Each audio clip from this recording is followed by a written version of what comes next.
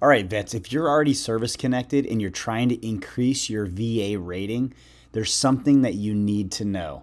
Most veterans only think there's one or maybe two ways to get a higher rating, but there are actually several different strategies, and choosing the wrong one can cost you months of waiting or even a denial.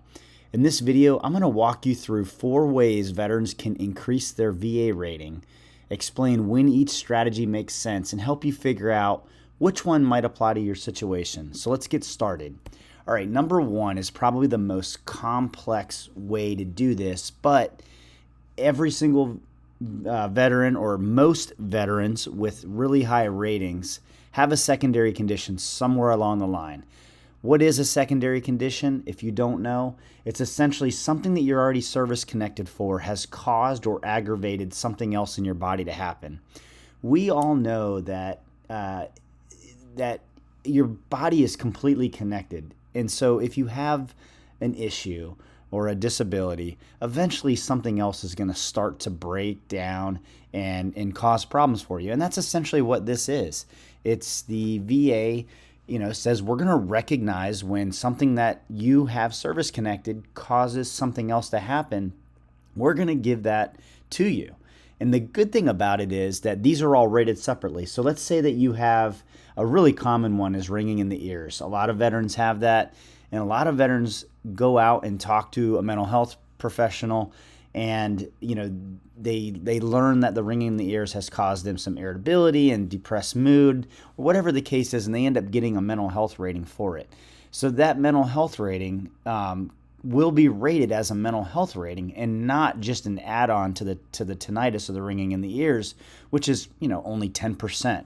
So that's a really strong strategy, and or I shouldn't even say strategy, a benefit from the VA, where they don't just give you an add-on to your tinnitus of 10%. They let whatever that ringing in the ears has caused mental health wise to be rated on the scale of mental health, which goes up much higher than ringing in the ears. And it works for every single condition that's out there. And so it's something that you should know if you're in this process, if you want to get if you want to get rated properly, to make sure you're getting the medical care that you need and the compensation for your disabilities. So how do you do it? So like I said in the beginning, secondary conditions are more complicated. They are a little bit more complex, but it's not impossible. But you just got to have the right medical evidence to prove it, okay? You're still going to need to have a current diagnosis of the secondary condition. So you need to be seeing a doctor. You need a doctor to say, you need a doctor to diagnose you with a condition. And then you also still need to have a nexus to service. But the nexus to service in this case is just going to simply be medical evidence that proves that the secondary condition is connected to the original condition that's already service connected to the standard of at least as likely as not. So that's really all you're doing, but it's not going to be as easy because you're not going to have service treatment records from the military showing this in most cases. So you will need that medical evidence one way or another. The easiest way to do that, honestly, is to talk to the doctor who's already treating you, and talk to your doctor about the VA process. Talk to your doctor about the fact that in order for you to get a VA claim approved, that you'll need some sort of evaluation or a medical opinion, and ask your doctor if they can help you out. They don't have to write you a Nexus letter. They can. They could articulate their findings in your own just medical notes.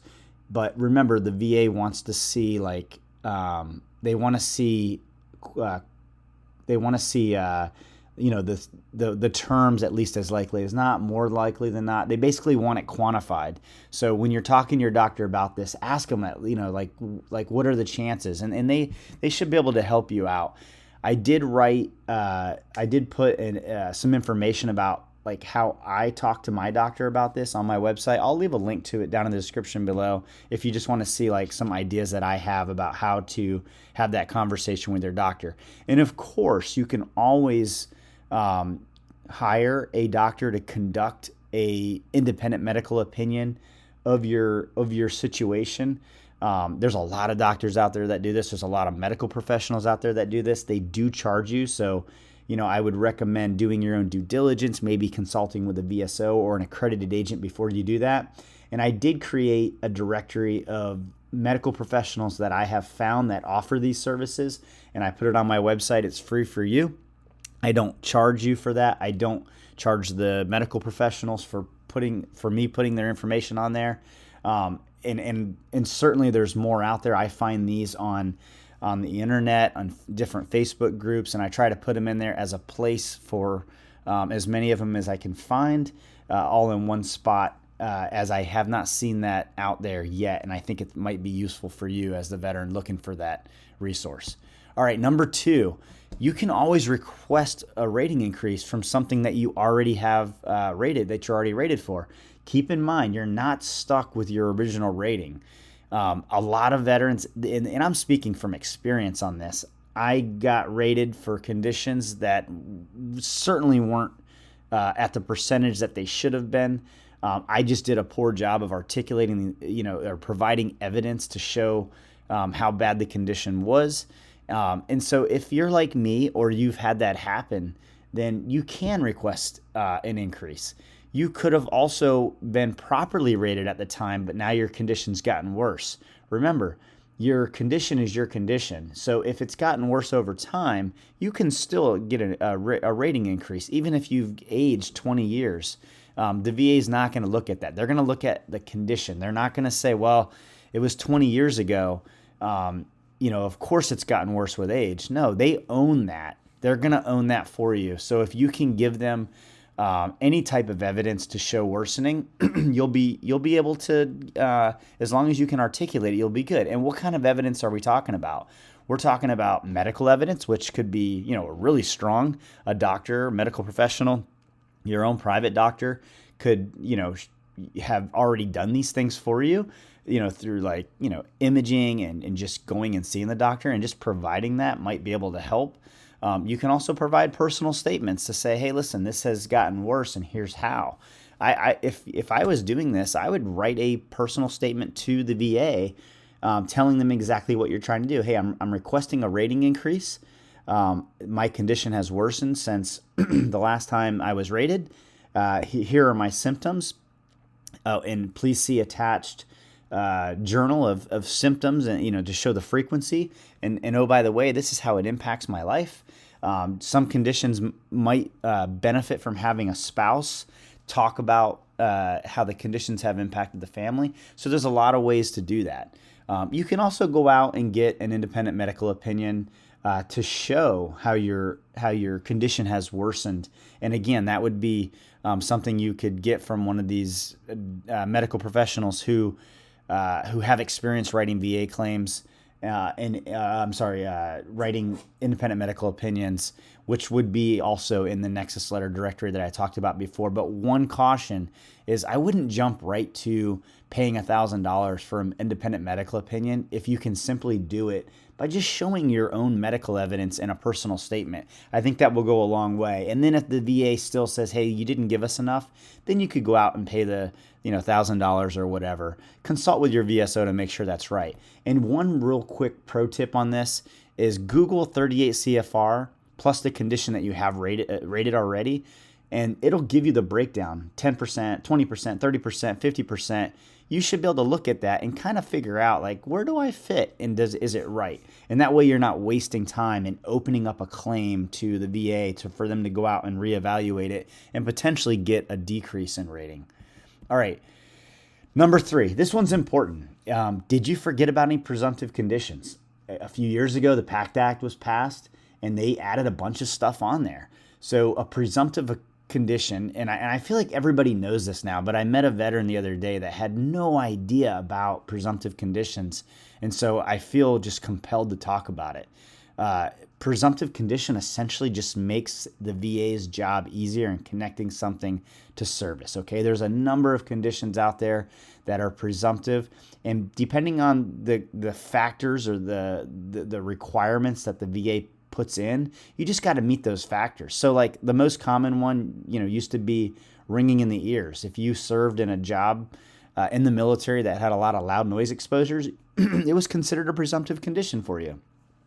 With the PACT Act now, they have chronic sinusitis and rhinitis and asthma and a lot of cancers.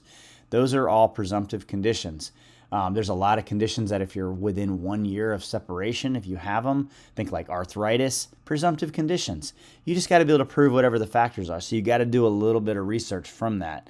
And also the VA has like the most updated presumptive list on their website. So what do you need to prove? That is just figure out what the qualifying factors are, write a personal statement, include all that information, let them know you're claiming this via, the presumptive, this is a presumptive condition because of X, Y, and Z. Show them that you meet the criteria, go to your C&P exam, and, it should be approved, assuming that you had everything. And if it's not, then you can always appeal. Don't forget, you can talk to a VSO. They might be able to give you better direction on this. And make sure you're not messing anything up. But there's a lot out there. So if you forgot about presumptive conditions, that is one good way to increase your overall VA rating. Real quick, before I jump into number 4, is thinking of everything here in mind that I'm talking about, I created a Google Sheets document that I call the claims dashboard. And essentially, this is not exactly how I organize my claim. I was using like a notebook and just it was really unorganized, but it was organized in my own way.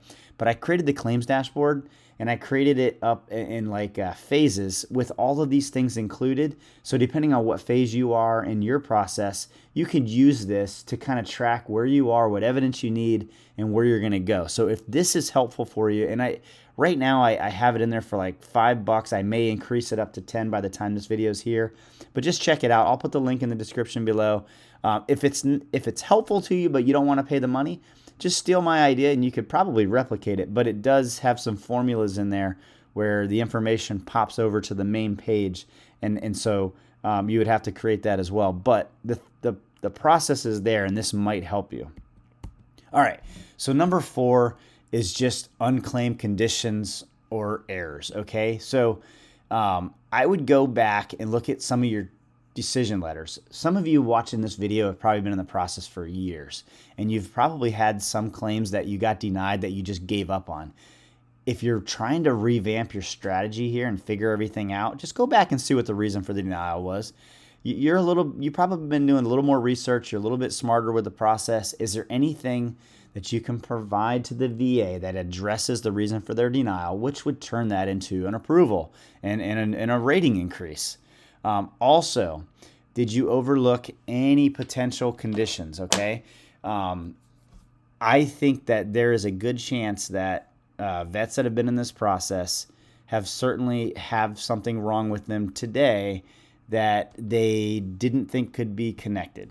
All right. And there could be some things. I also highly suggest you going back into your old service treatment records to look for potential, things that you may have talked to your doctor about back when you're on active duty that are currently bothering you now, and that you just totally forgot that you even went to the doctor. That happened to me, and that's very possible because you don't remember from that back that far ago, but you might be able to find something where a seed may have been planted, or maybe there was some indication there that you had something wrong with you from whatever.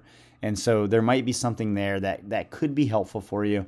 I also have a free brainstorm worksheet that's really good for this, and I'll leave that down in the link below. And that just kind of helps you kind of brainstorm anything you might have been missing. This is good for like vets that are new to the process and vets that have already been doing this for a while, just to kind of get a refresh.